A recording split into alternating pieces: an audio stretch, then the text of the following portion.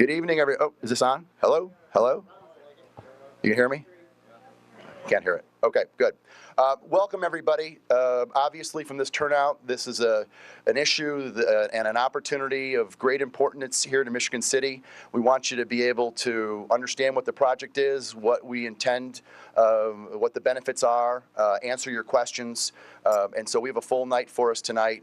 But before we begin, safety is always the first thing we do on the railroad, so I'm going to bring Chris back up, our Chief Structural Engineer, and Chris is going to give us a safety briefing.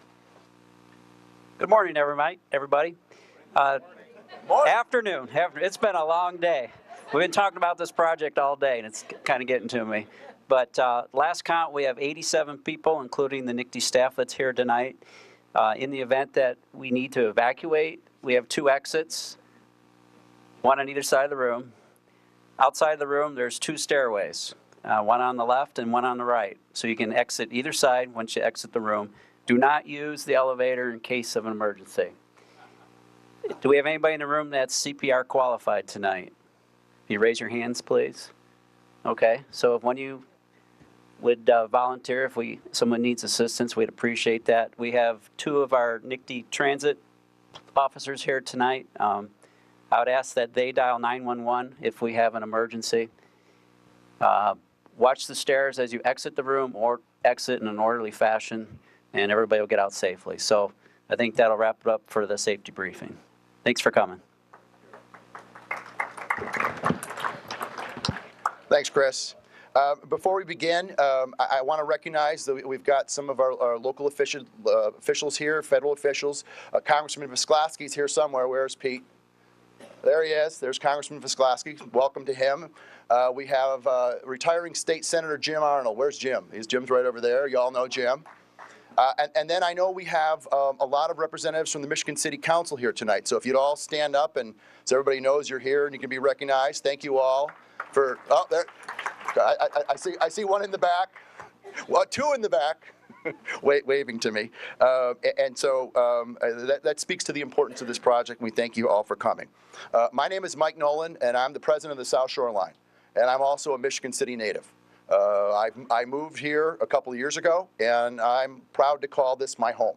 And it's one of the reasons why I'm so excited about this opportunity. The South Shore Railroad, it's a railroad I've been taking for 40 years now or more.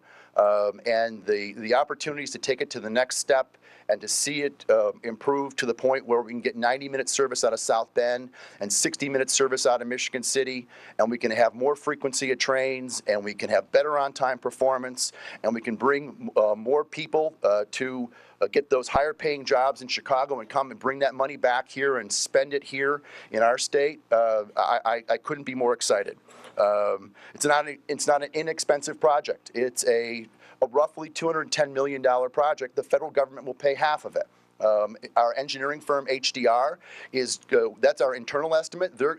What they're doing right now is they're analyzing exactly every element of the project. So the project could be $200 million, it could be $225. We won't know until they finish their work. But we know it's not an inexpensive project.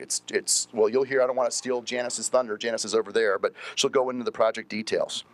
I just got some preliminary economic numbers of the firm of Policy Analytics was doing some work for the Lake and Porter RDA. They finished their work and they just sent me the numbers of the economic impact that this project is projected to bring to just Michigan City alone. I asked them, I want to know what's the Michigan City impact.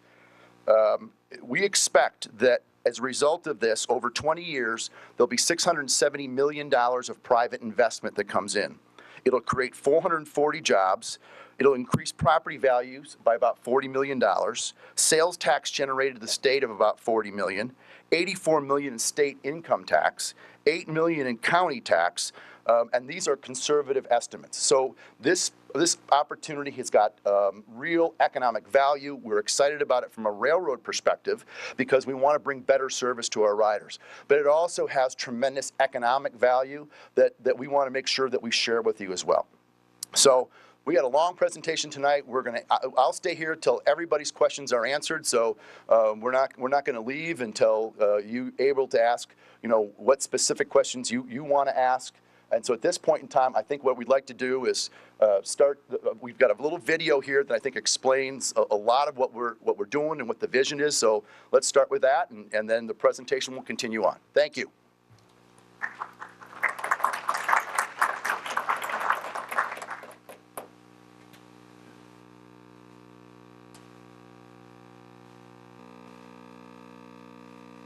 Situated on 45 miles of beautiful Lake Michigan's South Shore are the towns and cities that make up the eastern portion of the third largest economy in the nation. With world-class education, bountiful farmland, and vibrant, revitalized cities, Indiana is a state on the move. Welcome to the East Side suburbs. Welcome to the best-kept secret in the Chicagoland area. Now is the time for Indiana to seize that potential through enhanced connectivity. In the 21st century, cities really rise and fall based on connectivity. Connectivity is the new currency for cities, and we're proud to be connected digitally, we're proud to be connected culturally. Now we got to do a little more to make sure that we're connected infrastructurally. In order to fully unlock the potential of being located where we're located, we really need to connect up to that rail link and make it as fast as it can be. And when we have first-rate service connecting us to Chicago every day by rail, that's a big deal. That's a big deal for families, that's a big deal for business, and it's really going to help us continue to grow at a moment when we're growing like we haven't in a generation. Essentially, from Gary, Indiana to Michigan City, we're on a single-track, one-way road with two-way traffic.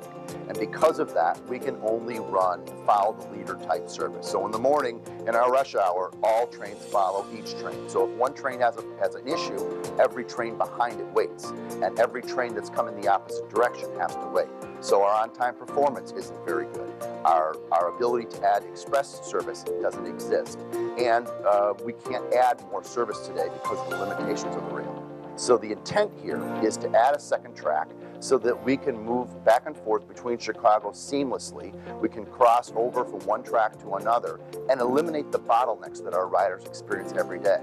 We need to make that available to the residents of this region, and then we can unlock the potential.